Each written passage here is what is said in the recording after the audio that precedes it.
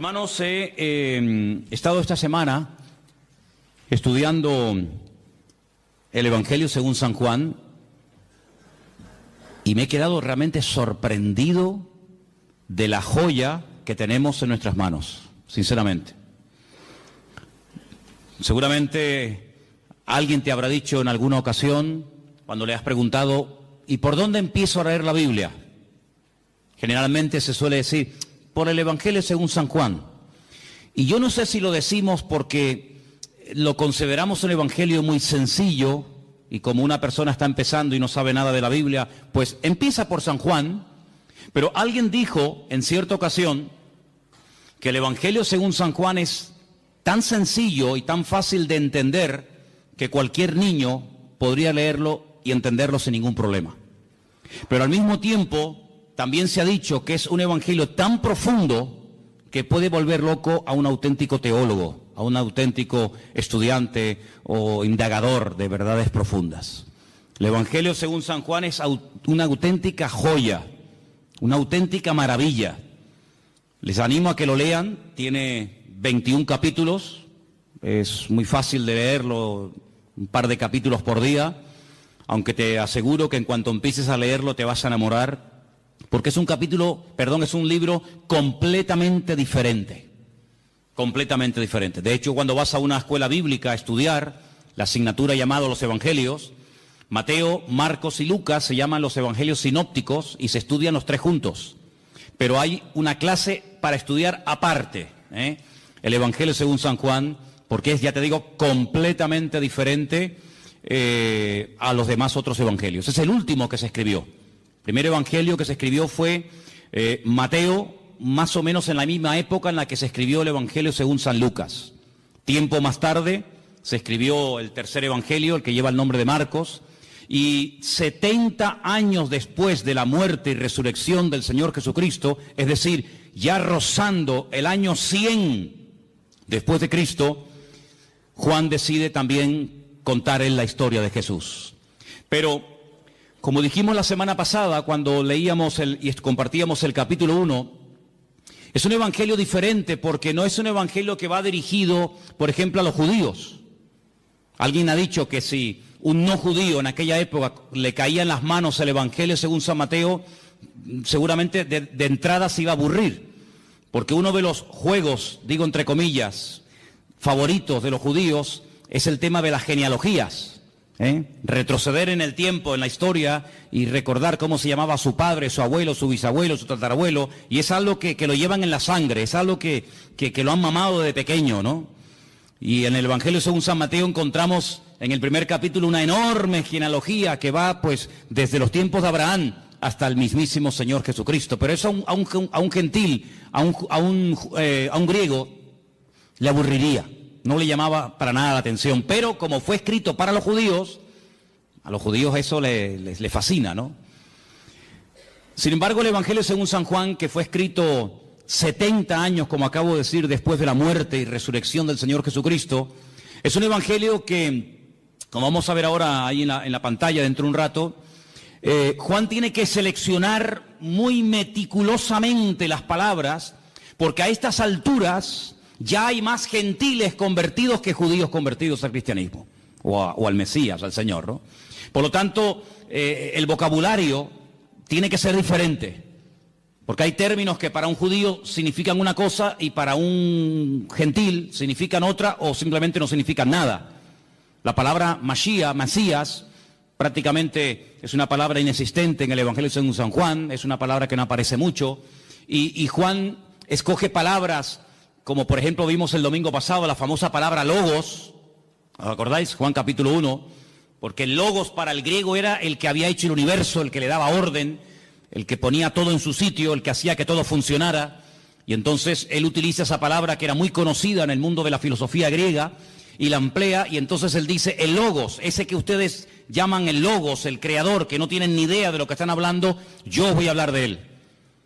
Y presenta a ese logos como el creador del universo, presenta al logos como encarnado. Hoy hemos cantado una parte de una canción que hablaba acerca del verbo se hizo carne, Y vemos cómo Juan es una persona que no solamente tiene que seleccionar muy bien las palabras que va a utilizar, porque la audiencia, los lectores a los cuales va a llegar el Evangelio, son personas que no tienen mucho conocimiento de la Biblia, son gente que viene de un trasfondo pagano, de idolatría, un mundo de mitología griega. Entonces él tiene que ser muy cuidadoso en esto, sino que además tienen que tener presente, y cuando sepan esto van a entender por qué Juan utiliza tantas veces ciertas y determinadas palabras.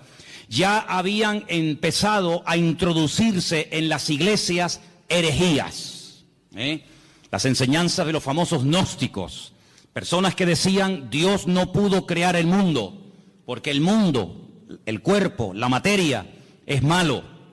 Por lo tanto, un Dios santo, un Dios bueno, un Dios perfecto no puede tener contacto con el hombre bajo ningún concepto, no puede tener contacto con la materia. Entonces ellos creían que había una serie de, así lo llamaban, emanaciones, ¿verdad? Y Jesucristo era una emanación de Dios que prácticamente no tenía nada que ver con Dios, y entonces él sí, como no era divino, como no era santo, como no era Dios, como no era creador, él sí podía tener contacto con el hombre, él sí podía tener contacto con la materia, porque al fin y al cabo él no era Dios. Y eso es lo que algunos gnósticos creían. Otros creían que este mundo, que ellos consideraban que era pecaminoso, malo, el cuerpo era la cárcel del alma, pues ellos decían que este mundo fue creado por los ángeles caídos. Los ángeles caídos fueron arrojados de la presencia del Señor, y como ellos eran tan malos, pero al mismo tiempo eran tan poderosos, pues ellos fueron los que crearon el mundo, los que crearon la materia, etcétera, etcétera. Sí, permítame la expresión, un cacao, un lío terrible que se estaba metiendo dentro de las congregaciones. Para colmo, había otra tendencia, otra herejía que se había metido con mucha fuerza en la iglesia, y era todo lo contrario. Era que Jesucristo era simplemente un hombre que había evolucionado con una serie de poderes que había ido adquiriendo con el paso del tiempo, pero no tenía nada que ver con la divinidad. Otros creían que Jesús era, como ellos llamaban literalmente, un espíritu descarnado. Un espíritu que cuando lo veías parecía un hombre, parecía un ser humano, pero en el fondo no era un ser humano. Realmente él no comía, no se cansaba, no tenía que dormir, no tenía ningún tipo de sufrimientos, porque era una especie de espíritu que cuando se manifestaba parecía un hombre, pero de hombre no tenía absolutamente nada. Fíjense, ante menudos follones y herejías se encontraba el apóstol Juan, y ahora tiene que presentar un evangelio convincente, claro y directo, y representar o presentar a Cristo de una forma correcta, de una forma adecuada, teniendo en cuenta la cantidad de herejías que ya se habían metido en la iglesia para este tiempo. Ahora, en este evangelio me ha llamado mucho la atención, vamos a poner la primera información en la pantalla. Hay cosas que Juan omite completamente, ni las toca. Tenemos, por ejemplo, ahí, ustedes lo pueden ver, el nacimiento del Señor Jesucristo. Juan ni lo menciona. No es que no crea en él, evidentemente, sino que, como vimos la semana pasada, el evangelio empieza diciendo: en el principio era la palabra y la palabra era Dios. Es decir, va antes de Génesis 1.1. Antes de Génesis 1.1, va a la eternidad, para demostrar que no solamente Jesucristo tuvo un nacimiento físico, sino que él era un ser eterno, ¿verdad? Creador, que en un momento determinado decide humanarse, decide tomar forma de hombre y venir a este mundo. Por lo tanto, él, el tema del nacimiento, como ya sabe que lo han tocado otros evangelistas, como por ejemplo Mateo, como por ejemplo Lucas, él ese tema no lo toca. Tampoco habla del bautismo, no es algo a lo cual Juan le quiera dar énfasis. No habla de las tentaciones del Señor Jesucristo, que aparecen muy bien explicadas en algunos evangelios.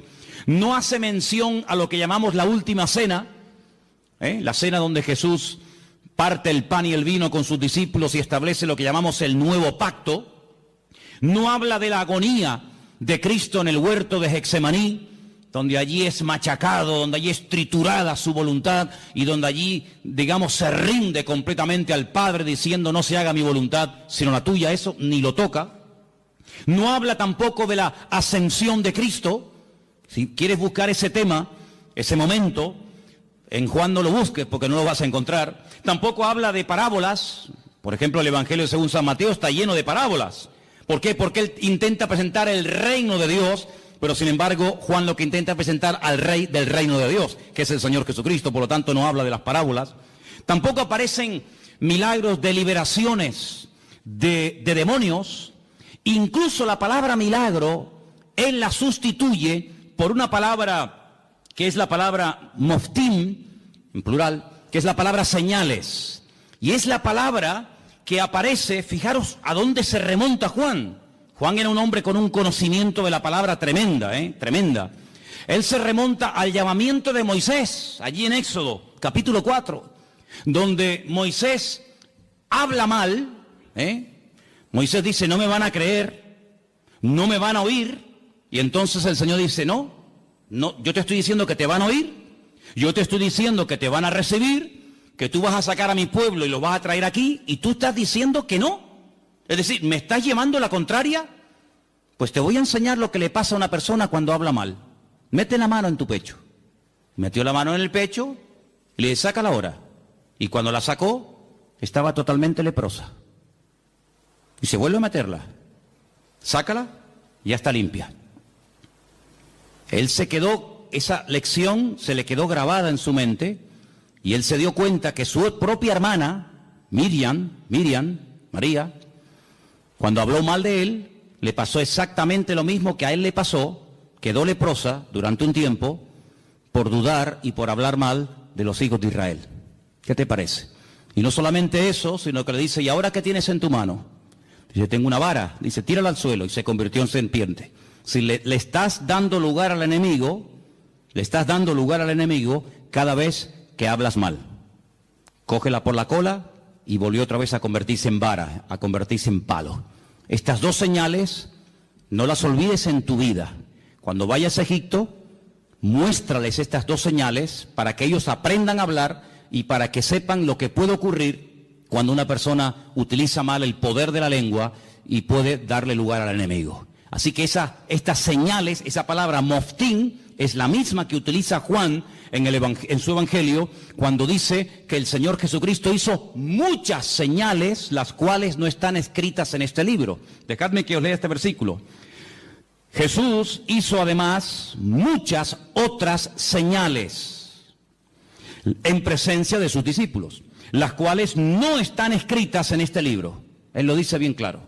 Todo lo que Jesús hizo, todo lo que el Señor enseñó, todos los milagros de Cristo no están escritos en este libro. Pero estas se han escrito para que creáis que Jesús es el Cristo, el Mesías, el Hijo de Dios, y para que creyendo tengáis vida eterna. Así que él emplea la palabra señales, y ahora después hablaremos un poquito de eso.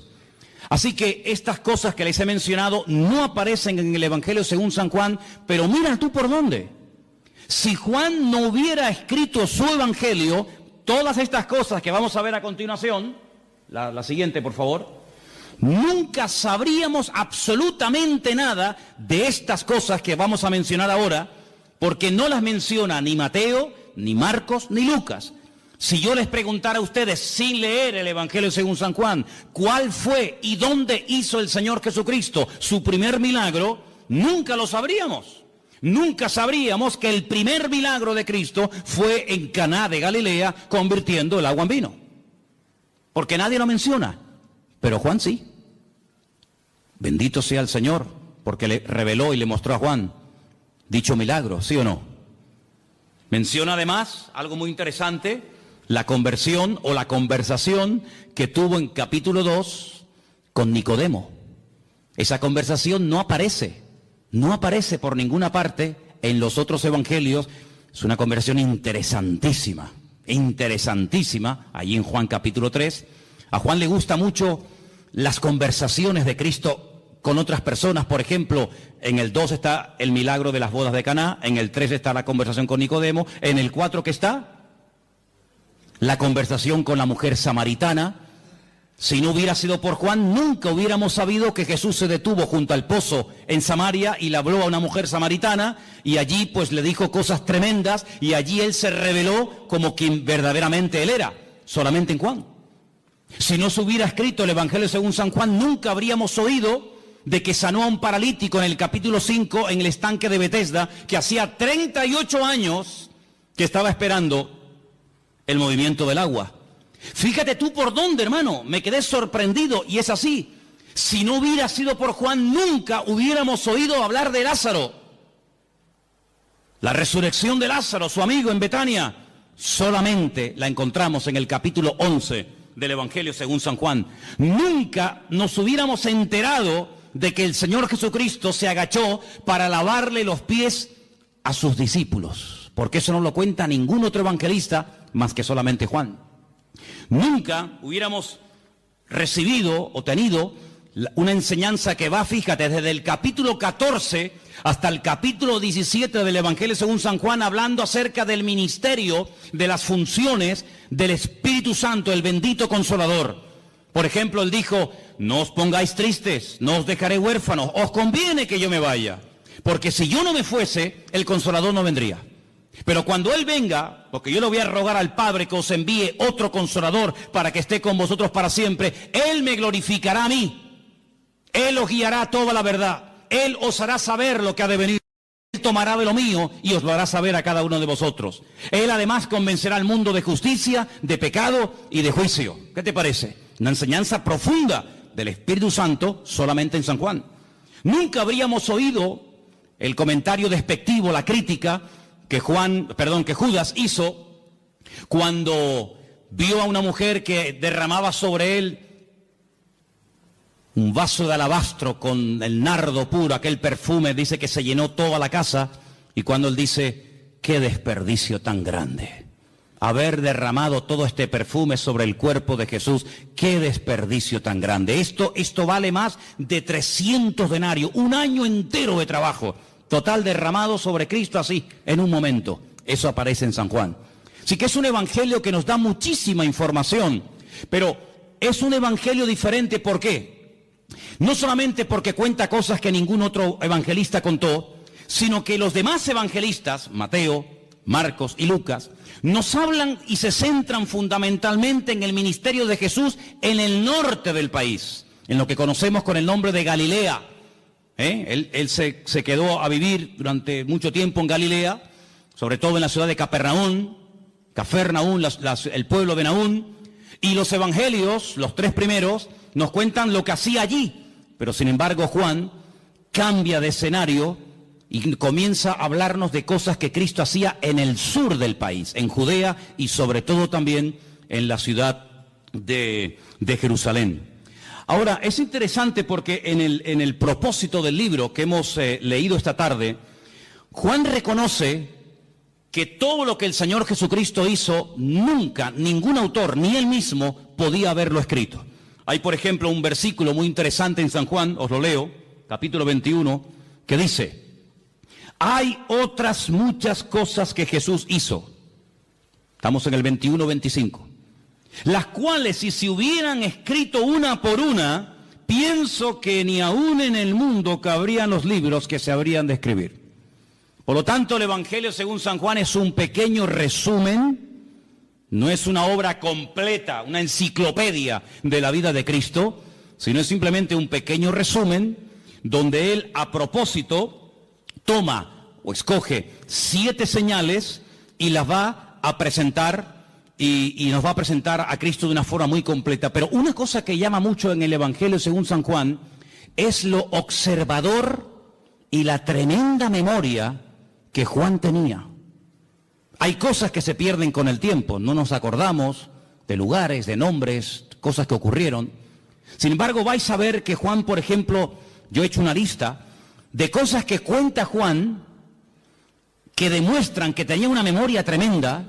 Pero aparte de tener una memoria tremenda, era un hombre muy observador. Por ejemplo, él dice que cuando aquel niño dio aquellos panes y aquellos peces para dar de comer a aquella multitud, ¿os acordáis del milagro, sí o no?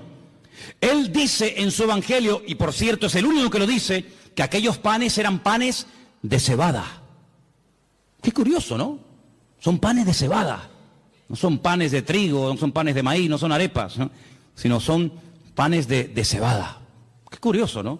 Después dice, por ejemplo, que cuando el Señor en una de las ocasiones calma la tempestad en el mar de Galilea, habían remado 5 kilómetros. Otros evangelistas dicen, después de haber remado un rato, Juan dice, no, un rato no, remamos 5 kilómetros. Qué curioso, ¿no?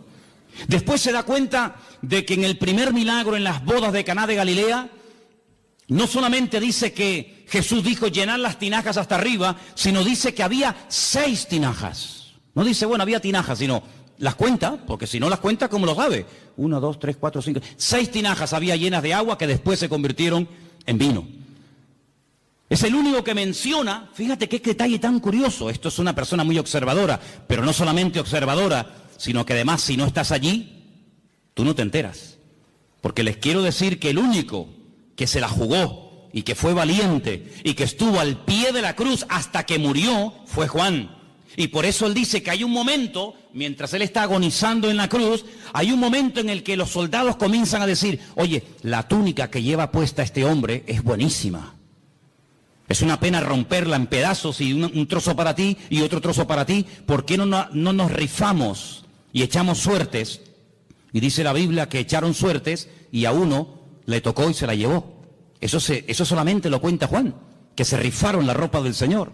Después dice que cuando se llevan a ungir a Cristo al sepulcro, algunos dicen que lo envolvieron en una sábana y ya está. Juan dice, no, lo envolvieron en una sábana y le pusieron mirra, le pusieron aloe y había 100 libras entre mirra y aloe para envolver, para ungir el cuerpo del Señor. Es el único que dice que Nicodemo se llevó el cuerpo de Cristo para ungirlo. Es el único que dice que aquella mujer que derramó el vaso de alabastro, el vaso de nardo puro sobre el cuerpo de Jesús, dice que no solamente lo derramó, sino que toda la casa olió al perfume que olía el Señor Jesucristo. Otro detalle muy interesante. Después, por ejemplo, una de las cosas muy interesantes es que él dice que el templo de Jerusalén se tardó 46 años en ser restaurado y decorado por el rey Herodes, el único que lo dice. Es el único que menciona el detalle, muy interesante por cierto, que en Juan capítulo 4 dice que los samaritanos y los judíos como que no se llevaban entre ellos. Había un pique ahí, ni los samaritanos podían ver a los judíos, ni los judíos a los samaritanos. Son detalles muy significativos de un hombre que se fija mucho. Luego, algo que me ha llamado mucho la atención del Evangelio según San Juan, es que es un hombre que menciona lugares de Jerusalén porque se ve que conoce y se sabe muy bien mover en la ciudad de Jerusalén. Por ejemplo, menciona la puerta de las ovejas, capítulo 5, verso 2. Menciona el estanque de Betesda, capítulo 5. Menciona el otro estanque que hay en la otra punta de la ciudad, el estanque de Siloé, capítulo 9. Menciona una puerta que se llama el pórtico de Salomón, donde años más tarde o tiempo más tarde iría con Pedro, y allí orarían, ¿se acuerdan? Por el paralítico que estaba allí en la puerta del templo. Es el único que menciona el torrente de Cedrón, ese barranco que divide la ciudad del Monte de los Olivos. Él dice que el Calvario, aquel monte, tenía forma de calavera, lo registra también en su libro. Es un hombre, ya digo, tremendamente observador, una persona que conoce la ciudad de Jerusalén y se mueve por ella, diríamos, como pez en el agua. Ahora, en cuanto al tema de las herejías, Juan quería dar una imagen, una visión completa del Señor Jesucristo. Porque en aquellos tiempos estaban, como dije al principio, los que creían que Él no era un hombre, sino una especie de espíritu que se aparecía en forma humana, y estaban aquellos que decían que era tan divino, que no era un hombre. Claro, ¿cómo casar, cómo unir estas dos herejías? Hermanos, a lo largo de la historia, la iglesia, el pueblo de Dios, ha tenido que enfrentarse con un montón de problemas, de todo tipo. Pero algo que el enemigo ha utilizado y seguirá utilizando hasta el final de los tiempos contra nosotros, contra el pueblo de Dios, es tratar de meter sutilmente en las congregaciones lo que llamamos o conocemos con el nombre de herejías. ¿Qué es una herejía? Bueno, vamos a definirlo de la siguiente manera. El diablo sabe perfectamente que cuando uno conoce la verdad, cuando uno tiene un encuentro con él, cuando uno conoce la verdad, pues sabe diferenciar perfectamente lo incorrecto. Ya el ejemplo que hemos puesto en otras ocasiones, aquel hombre que trabajaba en un banco manejando todo el día divisas, manejando todo tipo de monedas. Antes había más que ahora, hoy en día con el tema del euro muchas monedas no existen, Pero antes, cuando viajabas por Europa, cada país tenía su moneda y tenías que cambiar franco, tenías que mandar libras, tenías que cambiar pesetas. Bueno, ya eso prácticamente ha desaparecido. Pero le preguntaron un día a un hombre que manejaba constantemente divisas. Me imagino que habrás tenido que estudiar muchísimo, ¿no? Hacer muchos cursos para diferenciar los billetes falsos de los verdaderos. Y él dijo, jamás en mi vida yo he hecho un curso para estudiar billetes falsos. Y entonces, ¿cómo sabes diferenciar uno falso de uno verdadero? Dice, porque yo he estudiado muchísimo al billete verdadero. Yo lo conozco también, su tacto, hasta cómo huele, las características del billete verdadero, lo que se tiene que ver, lo que no se tiene que ver, dónde tengo que tocar, dónde no tengo que tocar. Lo conozco tan bien que en cuanto me presentan un billete falso, digo, este es falso, este no es verdadero. Porque conozco al verdadero. Ahora, si me pongo a estudiar todo lo falso, al final sé que son falsos, pero no conozco al verdadero. Y lamentablemente vemos que hoy en día también hay gente así, han estado un poco de tiempo en los mormones, un poco de tiempo en los Hare Krishna, un poco de tiempo en los Rosacruces, un poco de tiempo con los testigos de Jehová, un poco de tiempo con los evangelistas, un poco de tiempo con no sé quién. Al final tienen un cacao en la cabeza terrible, conocen tanto a sectas y filosofía, pero no conocen la verdad. Y Jesucristo no es uno más. Lo que Juan hace es presentar la verdad, porque él dice, la verdad os hará libres. Si yo empiezo a rebatir y a discutir y esto, no, con la discusión no llegamos a ninguna parte. Yo lo que voy a hacer es proponerme, seleccionar una serie de señales, presentaros la verdad de la forma más completa y variada y profunda posible, porque cuando lleguéis a conocer la verdad, cuando lleguéis a intimar con la verdad, os vais a dar cuenta de que lo falso ya no tiene ningún atractivo, ya no tiene ninguna tentación para vuestra vida, porque la verdad no solamente os hará libres, sino que la verdad os hará felices. ¿Cuántos dicen amén? Entonces él presenta a Cristo como la verdad y os vais a dar cuenta que la palabra verdad, verdadero, aparece así, de veces en el Evangelio según San Juan. No hay una palabra que se repita más en este Evangelio como la palabra verdad o verdadero. Tengo aquí una pequeña lista, no están todos, pero para que veáis. Dice, yo soy el pan verdadero, el pan que descendió del cielo. No dice yo soy el pan. Bueno, podría decirlo, pero añade la palabra, yo soy el pan verdadero. Y entonces dice, el pan que comieron nuestros padres en el desierto, pues todos los que lo comieron murieron. Pero el que coma de mí nunca morirá. Después dice, yo soy la vid.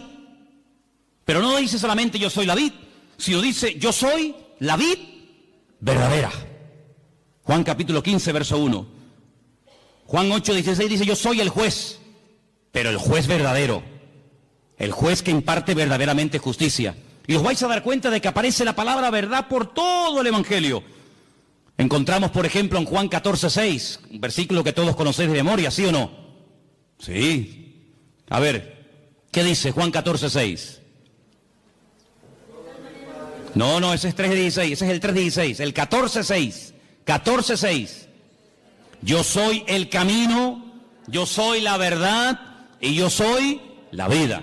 Otra vez la palabra verdad, continuamente la verdad, la verdad, la verdad, la verdad.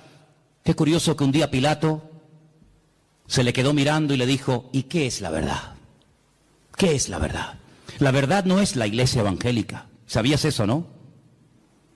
La verdad no es una secta, una religión. La verdad se llama Jesucristo. La verdad se llama Jesucristo. Y teniendo al Señor, podemos discernir entre la verdad y la mentira. Hay algunas congregaciones donde tal vez enseñan cosas que no son 100% verdad. Por eso el Señor quiere que escudriñemos la verdad, que leamos la Biblia, para que sepamos discernir y sepamos separar lo falso de lo verdadero. El apóstol Pablo le decía a Timoteo, quiero que sepas esto y lo tengas bien presente en tu vida, que dice el Espíritu de Dios que en los últimos tiempos, y lo dice claramente el Espíritu Santo, se meterán dentro de las congregaciones herejías, falsas doctrinas, doctrinas de demonios, que parecerán muy bonitas y muy atractivas. Pero para eso tenemos la palabra, para comprobar en todo momento si lo que en mi iglesia se está predicando es la verdad. Y el día que aquí no se predique la verdad, levántese y váyase. No se quede por amor a mí, no se quede por amor a los niños, no se quede por cariño a la hermana o al hermano tal. No, aquí no estamos para vernos las caras, aquí estamos para crecer y conocer y profundizar en la verdad, porque la verdad es la que nos hace libres.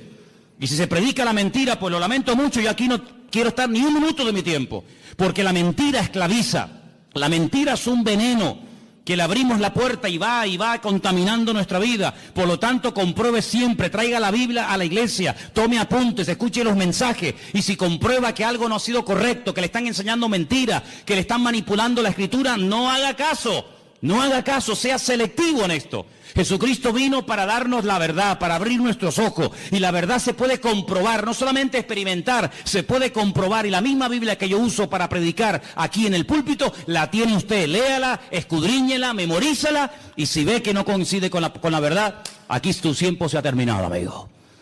Estamos en este lugar para crecer en la verdad. ¿Cuántos dicen amén? Ahora, fíjense qué interesante, en el Evangelio según San Juan hay 7 expresiones muy interesantes, que las vamos a ver ahora, pero algo que también hace Juan, no solamente nos presenta a Cristo como el eterno, el creador, el todopoderoso, sino que además nos da ejemplos para que nos demos cuenta que a lo mejor puede haber un creyente, escúchenme bien por favor, puede haber un creyente que no lo entienda todo, pero tenemos que tener paciencia con el que no lo puede entender o aceptar todo. Si yo pusiera, vamos a poner un ejemplo, ¿no? Si tuviéramos este salón ahora mismo dividido en dos, tuviéramos este salón dividido en dos, tenemos en el centro, más o menos, ¿no? Tenemos en el centro una especie de cristal, de prisma, y proyectamos un rayo de luz desde ese lado en dirección al prisma. Todos los que están a mano izquierda verían solamente un rayo de luz, pero todos los que están a mano derecha verían 7, en 7 colores diferentes. Si yo les pregunto a los de la mano izquierda, ¿ustedes qué están viendo? Y me dicen, un rayo de luz, ¿de qué color? Blanca. ¿Seguro que veis uno solo? Contarlo bien, sí, uno solo. Vosotros, hermanos, ¿qué estáis viendo? Pues estamos viendo 7 rayos de 7 colores diferentes, pero ¿cómo puede ser que unos vean 7 y otros vean 1? ¿Quién está viendo la verdad? Todos. Lo que pasa es que unos están a un lado y otros están a otro lado. Y estos, por estar en un lado, ven más que los que están en otra parte. ¿En qué lado te encuentras de tu relación con el Señor? Hay gente que no ve más allá de lo que ven sus ojos, y por eso se hunden. Por eso se desaniman, porque no ven más allá. Y como le dijo el Señor a Pedro, no pones la mira en los 7 rayos, no pones la mira en las cosas de arriba, sino en las de la tierra. Y claro, cuando uno mira a lo de la tierra se derrumba. Cuando uno mira a lo de la tierra uno se deprime, la fe te la destruye el mundo. Pero cuando tú levantas la mirada, tú ves más allá. Y eso es lo que Juan quiere. No solamente presentarnos al Señor Jesucristo como divino, como creador, como un ser eterno, sino que también lo presenta como humano. Y fijaros las citas que os voy a dar para los que tomen nota, ¿no? En capítulo 2, verso 15, vemos a Cristo enfadado, con un látigo. Comienza a echar fuera a todos los que vendían en su casa y los llama ladrones. Me habéis convertido mi casa en cueva de ladrones. En el capítulo 4, verso 6, te lo encuentras cansado y sediento junto a un pozo, pidiendo un vaso de agua a una mujer samaritana. El verbo hecho carne, cansado del camino, pidiendo agua. Sus discípulos en el capítulo 4, verso 31, le daban de comer, porque lo notaban que era la hora de comer y él no había comido. En el capítulo 11, prácticamente todo el capítulo te lo encuentras llorando, quebrantado, emocionado, identificándose con el dolor de haber perdido a un amigo, a un ser querido. En el capítulo 1 y en el capítulo 8, verso 58, te lo encuentras en su preexistencia, Te lo encuentras que él sabe perfectamente lo que tiene la persona. Por eso Cristo no es un hombre que hace muchas preguntas. Ponte un día a hacer un estudio, te animo a que lo hagas. Empieza a buscar en la Biblia cuántas preguntas Cristo hacía. Generalmente muy pocas. Y la pregunta es ¿por qué? ¿Por qué Jesús no preguntaba cosas a la gente? Porque Él tiene todas las respuestas. Porque Él sabe todas las respuestas. Nosotros para saber ciertas cosas tenemos que preguntar, ¿y cómo fue? ¿Y dónde no fue? ¿Y quién estaba? ¿Y quién no estaba? ¿Y estabas tú? ¿No estabas tú? ¿Y fue arriba? ¿Fue abajo? ¿Era de noche? ¿Era de día? Tenemos que hacer muchas preguntas. Él no hace apenas preguntas, porque Él tiene todas las respuestas. Encontramos en el capítulo 17, verso 5, a Jesús. Lo encontramos diciendo que Él tuvo gloria con el Padre. La misma gloria que tenía el Padre, Él la tenía. Y lo encontramos bajando del cielo en el capítulo 6. Pero fíjate tú qué interesante. Encontramos al Señor Jesucristo cansado, lo encontramos al Señor Jesucristo pidiendo agua, lo encontramos dormido en una barca y al mismo tiempo diciéndole a aquella mujer, 5 maridos has tenido y el que ahora tienes no es el tuyo. Diciéndole a uno, he aquí un verdadero israelita. Y le dice, pero si nunca nos hemos visto, dice, yo te vi a ti cuando estabas debajo de la higuera. Y cuando te lo encuentras en el Evangelio según San Juan diciendo, yo soy antes de Abraham. Yo existo antes que Abraham el patriarca. Y le dicen, ¿tú? ¿Pero cómo vas a ser tú antes que Abraham si tú no tienes ni 40 años? Y él les dice, os aseguro que yo soy antes de Abraham. Y yo te digo, no lo dice la Biblia, pero yo también te digo que hasta Abraham habló con el mismísimo Señor Jesucristo. Y el Señor Jesucristo habló con el mismísimo patriarca Abraham. ¿O quién te crees que era Melquisedec? Melquisedec, Melech Sadik, el rey de justicia, sin genealogía, sin padre, sin madre, sin principio de fin ni de días. Allí estaba el Señor, dándole pan y vino al patriarca Abraham, y el patriarca Abraham dándole los diezmos a Melquisedec, el rey de Salem, el rey de justicia. ¿Qué te parece? Ahora, a lo largo del capítulo, a lo largo del libro del Evangelio según San Juan, encontramos en 7 ocasiones al Señor Jesucristo utilizando la expresión anojí. En hebreo hay 2 formas de decir yo. La habitual, la común, la que se suele utilizar siempre, la que todo el mundo usa es aní. Aní, yo, aní. Pero cuando Dios dice yo, generalmente Él utiliza otro yo que no lo utiliza el ser humano. Es el yo, el pronombre personal, primera persona, que utiliza Dios, y es Anojí. Anojí es yo cuando habla Dios y Aní es yo cuando habla un ser humano. En el Evangelio según San Juan encontramos 7 Anojí. Juan 6:48. Anojí lejen Jaim. Yo soy el pan de vida, el pan verdadero. Anojí or haolam. Juan 8:12. Yo soy la luz del mundo. Encontramos al Señor diciendo, yo soy la puerta de las ovejas, Juan 10:7. Encontramos en Juan 10:11 diciendo, yo soy el buen pastor. Lo encontramos en Juan 11:25 diciendo, yo soy la resurrección y la vida. Lo encontramos en Juan 14:6 diciendo, yo soy el camino, la verdad y la vida. Y lo encontramos en el 15:1 diciendo, yo soy la vid verdadera. Y todas las veces que dice eso, dice anojí, anojí, anojí. Por eso la gente se quedaba diciendo, ¿pero qué está diciendo? Hoy en esta iglesia ha habido algo impresionante que a mí me ha impactado muchísimo. Y es que se ha cantado y se ha pronunciado el verdadero nombre de Dios. El nombre que habéis pronunciado esta tarde en esa canción, que después la vamos a cantar al final, otra vez más, es el verdadero nombre de Dios. Y ese nombre tiene que ver con la existencia. Tiene que ver con la existencia misma. Nadie le ha dado existencia a Él le da existencia a todas las cosas. Pero hay algo muy interesante en el Evangelio según San Juan, y es que nuevamente aparecen 7 ventanas. Fíjate qué interesante. Se llaman señales. Yo llamo a 7 ventanas a través de las cuales puede ver más allá. Porque algo que tenemos que tener presente, y Juan lo hace de una forma muy sutil, pero muy bien presentada, es que cuando te habla de un milagro, cuando te habla de algo que hace el Señor, Él te deja como en puntos suspensivos para que tú pienses y veas que no solamente es un milagro, algo que ocurre en un momento puntual del tiempo, sino que es una señal, es una forma de indicarte que detrás de ese milagro hay una manifestación de la gloria de Dios. De hecho, hay momentos en los que el Señor Jesucristo dice que los milagros que hacía no los hacía tanto por la compasión o porque le daba pena al pobrecito paralítico o el pobrecito ciego, sino que la palabra que se emplea en el Evangelio según San Juan detrás de cada señal o milagro es: esto fue hecho, esto se realizó para la gloria de Dios. Porque un milagro no es algo que solamente suple la necesidad en el momento de una persona. Una persona está leprosa, ¿qué quiere? Pues que se sane la lepra.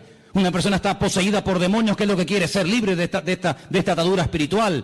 Una persona no ve y Jesús, ¿qué quieres que te haga? Pues quiero ver, o no puedo caminar, levántate y camina. Sino que el Señor va más allá de la necesidad temporal de la persona. Esto lo hago para la gloria de Dios. Cuando lo dicen los discípulos en Juan capítulo 9, ¿y este hombre que no tiene ni ojos, que están huecas las cuencas, no tiene el globo ocular, este hombre, esto es algo terrible. Esto no es normal que una persona nazca con las cuencas de los ojos vacías. El padre tuvo que cometer un pecado terrible, ¿no? Y este es el castigo de Dios, o él mismo. Y Jesús le dijo: ni una cosa ni otra. Este hombre nació así, sin posibilidad de ver. Si a este hombre, ni operándolo, el mejor oftalmólogo del mundo no podría devolverle la vista a este hombre, porque este hombre no tiene globo ocular, está hueca, no tiene nada. Yo solamente he visto a un hombre en toda mi vida así. Ciegos hemos visto todos, y de vez en cuando pues vemos a algún ciego, pero solamente vi a un hombre en la puerta de Damasco, en Jerusalén, hace unos cuantos años atrás.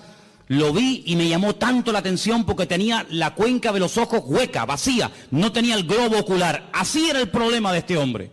Y los discípulos nunca habían visto algo semejante. Le dicen: pero, ¿qué pecado terrible tuvo que cometer sus antepasados o él para nacer así? Y Jesús dijo: no, ¿sabes por qué este hombre ha nacido así?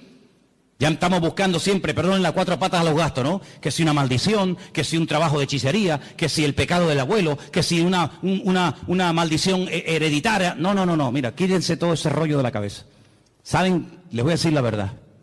¿Saben por qué este hombre nació así? Para que se manifieste hoy delante de todos ustedes la gloria de Dios. Entonces, ¿qué hace el Creador? ¿Qué hace el Señor? Coge barro, le hace el globo ocular, como una albondiguilla, ¿no? Se la pone en los ojos y le dice: vete a lavarte al estanque de Siloé, que está en la otra punta, allí bajando el torrente de Cedrón. Vete allá a lavarte.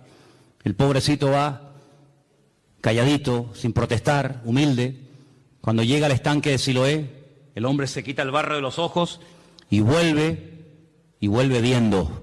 Y los judíos le dicen: pero tú no puedes hacer eso.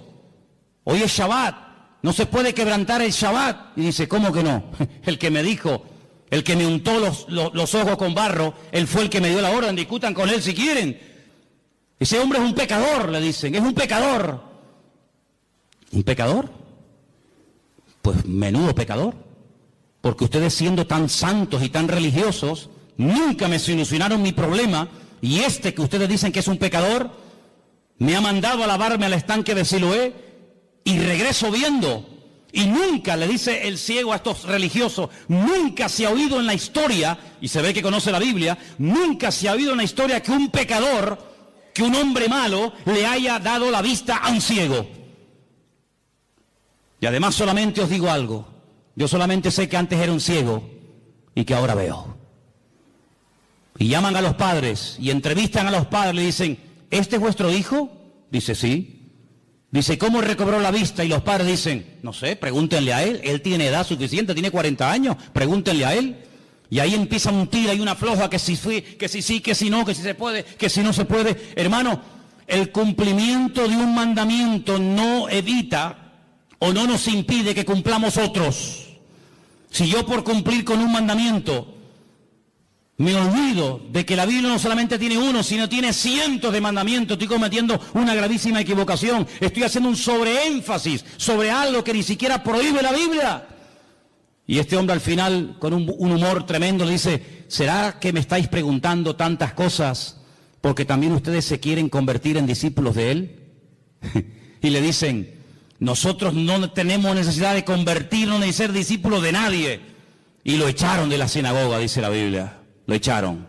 Claro, cada vez que lo veían en el culto, amigo, era un testimonio. Y Jesús se lo encuentra al día siguiente, le dice, ¿qué te pasó? Y le dice que me echaron de la sinagoga, no me dejan congregarme, se enfadaron contigo. Y le dice Jesús, ¿tú crees en el Hijo del Hombre? ¿Tú crees en el Mesías? Dice, ¿y quién es ese? Dice, yo, el que estoy hablando contigo. Dice, claro, Señor, ¿cómo no voy a creer en ti? Increíble, ¿eh? Todo esto lo cuenta San Juan. Si no fuera por este hombre, si no fuera por este evangelio, nos hubiéramos perdido cosas tremendas. Pero sobre todo algo que me llama la atención, que yo creo que Juan lo hizo a propósito. Lo dejó para el final, y quiero que lo leamos en esta tarde, es el capítulo 21, donde se produce algo que ni Mateo, ni Marcos, ni Lucas jamás contaron. Yo no sé si les dio vergüenza o por respeto, no lo sé, pero nunca fueron capaces de tocar este tema. Pero otra vez encontramos una característica típica del Evangelio según San Juan, y son las conversaciones que tiene con distintas personas. Lo vimos hablando con la samaritana, lo vimos hablando con Nicodemo, y ahora vamos a ver a Jesús en el capítulo 21, casi al final del libro, hablando con un discípulo. Capítulo 21, Jesús se aparece a sus discípulos. Qué interesante. Después de esto, Jesús se manifestó otra vez a sus discípulos junto al mar de Tiberias, y se manifestó de esta manera. Qué interesante, ¿no? Estaban juntos, cuenten, Simón Pedro, Tomás el Didimo. ¿Qué significa el Didimo? ¿O el Dídimo? ¿Qué significa?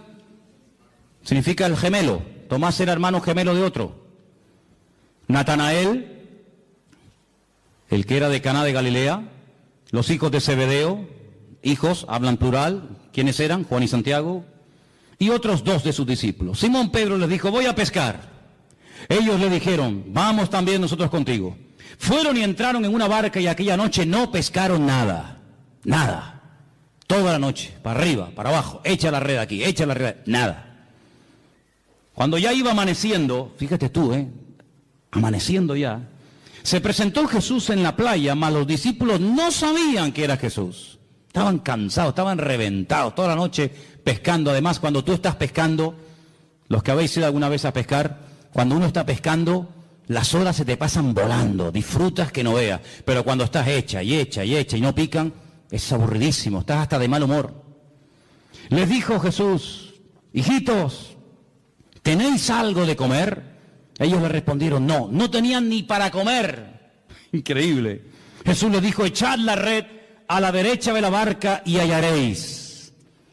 Entonces la echaron y ya no la podían sacar por la gran cantidad de peces. Qué milagro, ¿eh? Así, en segundos, lo que no hicieron en toda la noche. Verso 7. Entonces aquel discípulo a quien Jesús amaba, le dijo a Pedro, es el Señor. Es el Señor, esto solamente pasa por la mano de Dios. Es el Señor. Simón Pedro, cuando oyó que era el Señor, se ciñó la ropa, porque se había despojado de ella, se echó al mar y se echó a nadar hasta la orilla.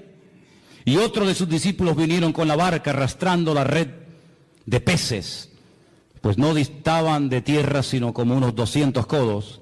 Y al descender a tierra, vieron brasas puestas y un pez encima de ellas y pan. ¿Se han preguntado alguna vez, ¿y de dónde sacó el Señor este pez? No tenía red, no tenía caña. El Señor no necesita nada de esto. Seguramente le habrá dicho a uno, para el fuego. Y hace, no hay problema. Jesús le dijo, traed de los peces que acabáis de pescar. Y fíjate qué curioso, otra vez lo que dije al principio, qué observador es este hombre. Otro hubiese dicho, había un montón de peces, Manolo, un montón, pero fíjate lo que dice Juan. Subió Simón Pedro y sacó la red a tierra llena de grandes peces, y podía haber puesto el punto y ya está. Pero Juan dice, no, la red estaba llena, y Juan los tuvo que contar, hermanos. Tuvo que fijarse, porque si no, o esto es una mentira, o de dónde sacó este dato. Es que él estaba allí, y él dice, la red estaba llena, pero había 153, y aún siendo tantos, la red no se rompió. Recuerda que el versículo 11 dice, grandes peces. Grandes peces, 153. ¿Y por qué no fueron 205, 89, 34? ¿Por qué 153? ¿Y por qué lo dice? ¿Será que esto es una forma de rellenar un texto?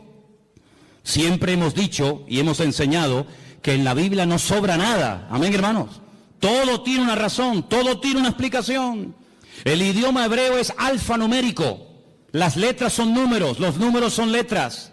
Juan hace así y dice 153. Juan es judío, Juan no es canario, no es alemán, no es latinoamericano. Juan es judío. Juan ve letras y al momento ve números. Ve números y ve letras. Es la mentalidad, está en el chip del cerebro del judío. El judío hace así y ve una palabra y sabe cuánto suma la palabra, porque cada letra es un número y cada número es una letra. Y él en San Juan, en el libro del Apocalipsis, no me voy del tema, pero solamente un ejemplo. En el libro del Apocalipsis, él dice: cuidado, hermanos, aquí hay sabiduría. El que lee, entienda. Os voy a dar un dato en clave, pero ustedes que saben lo que estoy diciendo me van a entender. Cuando venga el anticristo, cuando venga ese hombre perverso, su nombre o el número de su nombre es 666, 666. Claro, hay muchos nombres que coinciden. Por ejemplo, otro día cuando les comentaba el tema, cuando decide Shechem ben Hamor, Siquén, hijo de Amor, suma 666, curiosamente. Pero Juan es un hombre, como buen judío, que conoce el tema de las letras y de los números.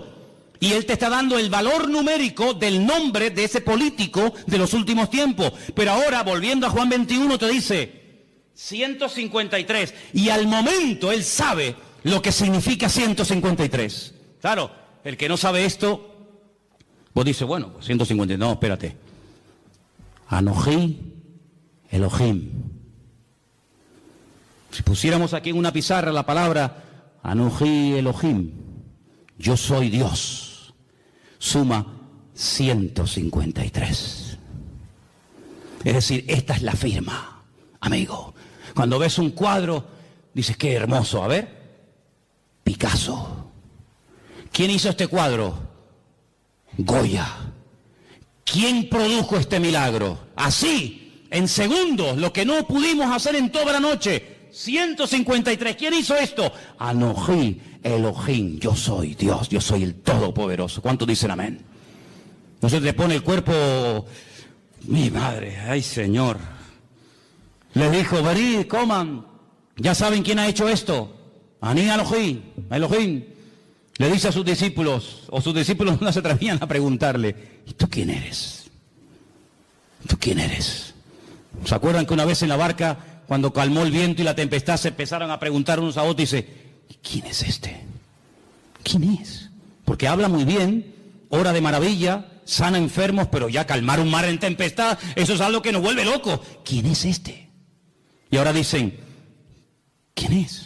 Pero no se atrevían, porque sabían que era el Señor. Vino pues Jesús, tomó el pan, lo dio, asimismo el pescado.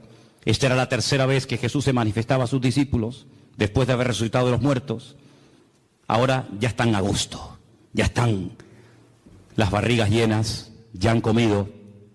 Y ahora Jesús le dice a Pedro, Pedro, ven un momento, ven. ¿Cuántos había? Por eso le dije, cuenten cuántos discípulos hay. Había un montón, había un montón. Pero ahora solamente le dice a Pedro, a Simón, Pedro. Simón, ven. Simón es Shishon. Viene del verbo lishtot, que significa escuchar. Shema, Simón, ven, escúchame un momento. Escuchar es obedecer. Escuchar es interiorizar. Shishon, ven para acá. Simón, hijo de quién? De Jonás. Es una contradicción. Tienes un nombre, Pedro, tienes un nombre que es una guerra, llevas una guerra. Shishon, el que escucha a Dios. Y Jonás, el profeta rebelde. ¿Cómo puede ser que por un lado oiga y por otro lado seas un rebelde? Ven acá, Pedro, esto no puede ser así. Hay un divorcio, ahí hay una falta de equilibrio en tu vida. Y le dice, Simón, hijo de Jonás, ¿tú me amas más que estos? Y le dice, sí, Señor, sí. ¿Tú sabes que te amo? Y le dice, apacienta mis corderos. Ahora, el Evangelio según San Juan nos llegó a nosotros escrito en griego. En el griego hay 3 palabras para definir la palabra amor: ágape, eros y fileo. En el texto griego se aprecia lo que en español, no sé en alemán, pero en español no se aprecia. En español es me amas y me amas. Y la respuesta es tú sabes que te amo, tú sabes que te amo, tú sabes que te amo. No notas ahí un juego de palabras, pero aquí hay mucho más que eso. Jesús le dice: Simón Pedro, ¿tú me agapeas? Y Simón Pedro le responde: sí, Señor, yo te fileo. No, yo no te estoy preguntando eso. Yo te estoy preguntando si tú me agapeas, si tú me amas a mí como yo te amo a ti. Con ese amor perfecto, ese amor de Dios. Y Pedro le dice: sí, Señor, tú sabes que yo te fileo, tú sabes que yo te amo como un amigo. Pero es que yo no te estoy preguntando si tú quieres ser mi amigo. Yo no te estoy preguntando si yo te caigo bien. Yo te estoy preguntando si tú darías la vida por mí, porque tú sabes que el amor que yo tengo por ti es que de tal manera amé al mundo que di mi vida por el mundo. Entonces yo te estoy preguntando si tú me amas a mí como yo te he demostrado amarte a ti. Y Pedro le dice: Señor, tú sabes que yo ahí no llego, tú sabes que yo te fileo, pero yo no te agapeo. Y entonces al final, cuando el Señor ya se lo pregunta 3 veces, y Pedro capta la idea, y Pedro se da cuenta por dónde van los tiros, le dice en versículo 17, Pedro se entristeció. ¿Por qué? Porque Pedro reconoció que no podía llegar al nivel que el Señor le está pidiendo. Entonces, ¿qué le confiesa? Tú lo sabes todo. Tú sabes que yo soy un petardo como persona. Yo he fallado, he metido la pata. Menosprecié a todos estos. Dije que no te iban a traicionar, que no te iban a vender, que te iban todos a abandonar, pero yo no. Y al final resulta que que no abre la boca, pero que estuvo allí al pie de la cruz, es el que estuvo, y resulta que yo te estaba negando delante de los romanos. Tú lo sabes todo, tú sabes que yo no doy la talla. Tú sabes que te negué, tú sabes que no estuve contigo como tenía que estar. Pero tú lo sabes todo. Y el Señor, que mira el corazón, y no mira solamente el fallo o el tropiezo accidental, sino mira el corazón, la nobleza de esa persona, le dice: apacienta mis ovejas. Porque de cierto te digo, cuando eras más joven, te ceñías, ibas a donde querías, mas cuando ya seas viejo, extenderás tus manos, te ceñirá otro y te llevará a donde tú no quieras. Y esto dijo, dando a entender con qué muerte había de glorificar a Dios. Y dicho esto, añadió: sígueme. Vemos en el Evangelio según San Juan, ¿te imaginas que hubiera terminado en el capítulo 20? ¿Te imaginas que hubiera terminado en el capítulo 21, verso 14? Que el Evangelio terminara así, lee el 14. Esta era la 3ª vez que Jesús se manifestaba a sus discípulos y después de haber... Cerramos el Evangelio y todos estaríamos tan contentos, ¿sí o no?, de tener un Evangelio maravilloso. Pero gloria a Dios por el capítulo 21. Porque el capítulo 21 nos muestra que el Señor Jesucristo se va a Galilea, va a buscar, claro, pero es que el Padre también buscó al hombre que le falló. Adán, ¿por qué te escondes? ¿Dónde estás? Y ahora el Hijo, buscando a Pedro, llamándolo, como llamaba el Señor, el Padre, el Creador, el universo, llamaba al primer hombre. Ahora es el Hijo, ¿verdad?, buscando a Pedro para restaurarlo, para darle otra oportunidad, para ponerlo otra vez en primera línea, para decirle: apacienta mis corderos, y además te voy a dar un premio increíble, Pedro. Te voy a dar la mejor jubilación que se le puede dar a un predicador en toda la historia. Y el premio es que te voy a dejar morir como yo morí. Menudo premio, ¿no? Te voy a dar el privilegio de morir crucificado como yo. Y así me vas a glorificar a mí. ¿No dices que me amas? Pues si me amas hay que demostrarlo, amigo. Y así murió Pedro. Así murió Pedro. Pero antes fue restaurado. Y antes fue un hombre que se volvió a acercar al Señor. Entonces el Evangelio según San Juan, vemos a Cristo como el Creador, como el Verbo hecho carne, divino, total y absoluto, sin ningún tipo de limitaciones, ninguna. Pero al mismo tiempo lo vemos compasivo, lo vemos extendiendo la mano al necesitado, lo vemos identificándose y acercándose con gente que en aquellos tiempos nadie jamás se acercaría a una persona. Cuando los discípulos lo ven hablando con una mujer, dice: No puede un hombre y más un judío hablar en público con una samaritana, pero el Señor está allí. Entonces, amados hermanos, encontramos en el Evangelio según San Juan el amor de Dios manifestado.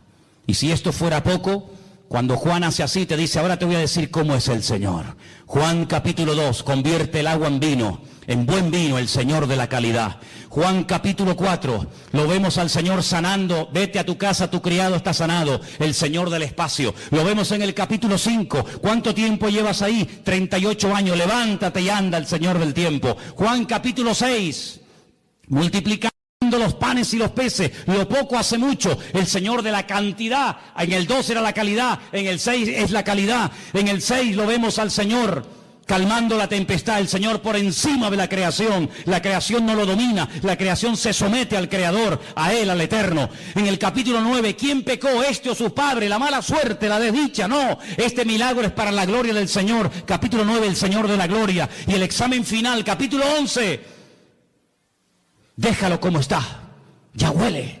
4 días lleva ahí dentro, no mueva, deja las cosas como están. El Señor dice, ¿no te he dicho que si crees verás la gloria de Dios?